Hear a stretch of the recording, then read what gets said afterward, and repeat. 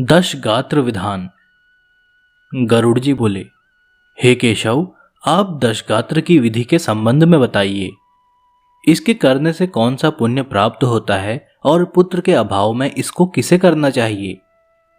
श्री भगवान बोले, हे गरुड़, अब मैं दशगात्र विधि को तुमसे कहता हूं, जिसको करने से सत्पुत्र पितृ ऋण से मुक्त हो जाता है। पुत्र पिता के मरने पर शोक का परित्याग करके धैर्य धारण कर सात्विक भाव से समन्वित होकर पिता का पिंडदान आदि कर्म करे। उसे अश्रुपात नहीं करना चाहिए, क्योंकि बांधवों के द्वारा किए गए अश्रुपात और श्लेषमपात को विवश होकर पिता रूपी प्रेत पान करता है।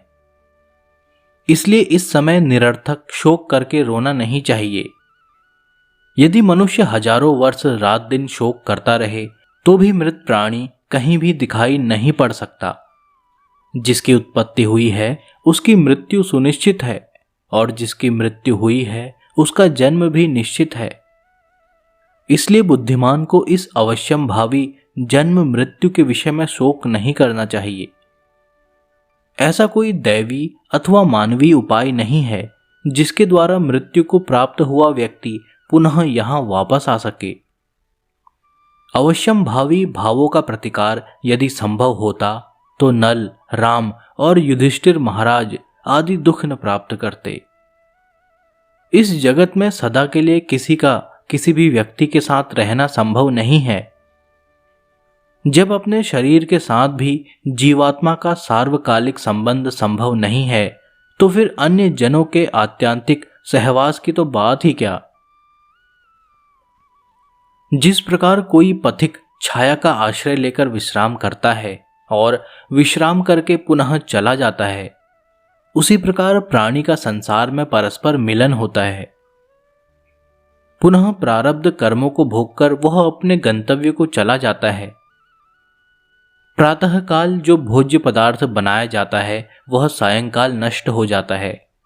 ऐसे नष्ट होने वाले अन्न के रस से पुष्ट होने वाले शरीर की नित्यता की कथा ही क्या। पितृ मरण से होने वाले दुख के लिए यह पूर्वोक्त विचार औषध स्वरूप है। अतः इसका सम्यक चिंतन करके अज्ञान से होने वाले शोक का परित्याग कर पुत्र को अपने पिता की क्रिया करनी चाहिए।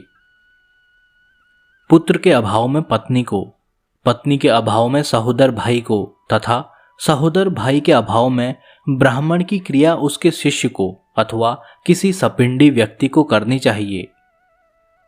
हे गरुड़, पुत्रहीन व्यक्ति के मरने पर उसके बड़े अथवा छोटे भाई के पुत्रों या पौत्रों के द्वारा दशगात्र आदि कार्य करने चाहिए। एक पिता से उत्पन्न होने वाले भाइयों में यदि एक भी पुत्रवान हो तो उसी पुत्र से सभी भाई पुत्रवान हो जाते हैं, ऐसा मनु जी ने कहा है। यदि एक पुरुष की बहुत सी पत्नियों में कोई एक पुत्रवती हो जाए तो उस एक ही पुत्र से वे सभी पुत्रवती हो जाती हैं। सभी भाई पुत्रहीन हों तो उनका मित्र पिंडदान करे अथवा सभी के अभाव में पुरोहित को ही क्रिया करनी चाहिए।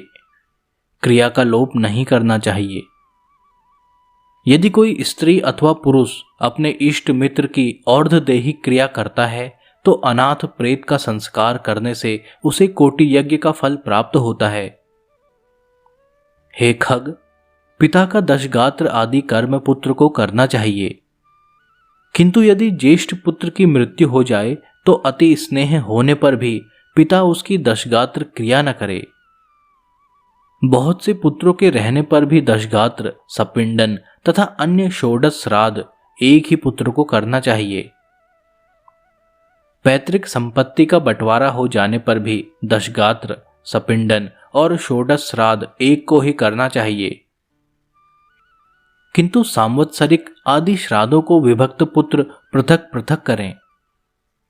इसलिए ज्येष्ठ पुत्र को एक समय भोजन, भूमि पर शयन तथा ब्रह्मचर्य धारण करके पवित्र होकर भक्तिभाव से दशगात्र और श्राद्ध विधान करने चाहिए। पृथ्वी की 7 बार परिक्रमा करने से जो फल प्राप्त होता है वही फल पिता माता की क्रिया करके पुत्र प्राप्त करता है। दशगात्र से लेकर वार्षिक श्राद्ध पर्यंत पिता की श्राद्ध क्रिया करने वाला पुत्र गया श्राद्ध का फल प्राप्त करता है। कूप, तालाब, बगीचा, तीर्थ अथवा देवालय के प्रांगण में जाकर मध्याह्न काल में बिना मंत्र के स्नान करना चाहिए। पवित्र होकर वृक्ष के मूल में दक्षिणाभिमुख होकर वेदी बनाकर उसे गोबर से लीपें। उस वेदी में पत्ते पर कुश से बने हुए दर्भमय ब्राह्मण को स्थापित करके पाद्य आदि से उसका पूजन करें और अतशी पुष्प शंकाशम इत्यादि मंत्रों से उसे प्रणाम करें। इसके पश्चात उसके आगे पिंड प्रदान करने के लिए कुश का आसन रखकर उसके ऊपर नाम गोत्र का उच्चारण करते हुए पके हुए चावल अथवा जौ की पीठी आटे से बने हुए पिंड को प्रदान करना चाहिए। खश, चंदन और भृंगराज का पुष्प निवेदित करें। धूप, दीप, नैवेद्य, तांबुल, पान तथा दक्षिणा समर्पित करें। तदंतर काकान्न, दूध और जल से परिपूर्ण पात्र तथा वर्धमान वृद्धि क्रम से दी जाने वाली जलांजलि प्रदान करते हुए यह कहें कि अमुक नाम के प्रेत के लिए मेरे द्वारा प्रदत्त यह पिंड आदि सामग्री प्राप्त हो। अन्न, वस्त्र, जल, द्रव्य अथवा अन्य जो भी वस्तु प्रेत शब्द का उच्चारण करके मृत प्राणी को दी जाती हैं, उससे उसे अनंत फल प्राप्त होता है, अक्षय तृप्ति प्राप्त होती है। इसलिए प्रथम दिन से लेकर सपिंडीकरण के पूर्व स्त्री और पुरुष दोनों के लिए प्रेत शब्द का उच्चारण करना चाहिए। पहले दिन विधिपूर्वक जिस अन्न का पिंड दिया जाता है उसी अन्न से विधिपूर्वक 9 दिन तक पिंडदान करना चाहिए। 9वें दिन सभी सपिंडी जनों को मृत प्राणी के स्वर्ग की कामना से तैलाभ्यंग करना चाहिए और घर के बाहर स्नान करके दूब एवं लावा लेकर स्त्रियों को आगे करके मृत प्राणी के घर जाकर उससे कहें कि दूर्वा के समान आपके कुल की वृद्धि हो तथा लावा के समान आपका कुल विकसित हो। ऐसा कह करके दूर्वा समन्वित लावा को उसके घर में चारों ओर बिखेर दें। हे खगेश्वर, 10वें दिन मांस से पिंडदान करना चाहिए, किंतु कलयुग में मांस से पिंडदान शास्त्रतः निषिद्ध होने के कारण मांस, उड़द से पिंडदान करना चाहिए। 10वें दिन क्षौर कर्म और बंधु बांधवों को मुंडन कराना चाहिए।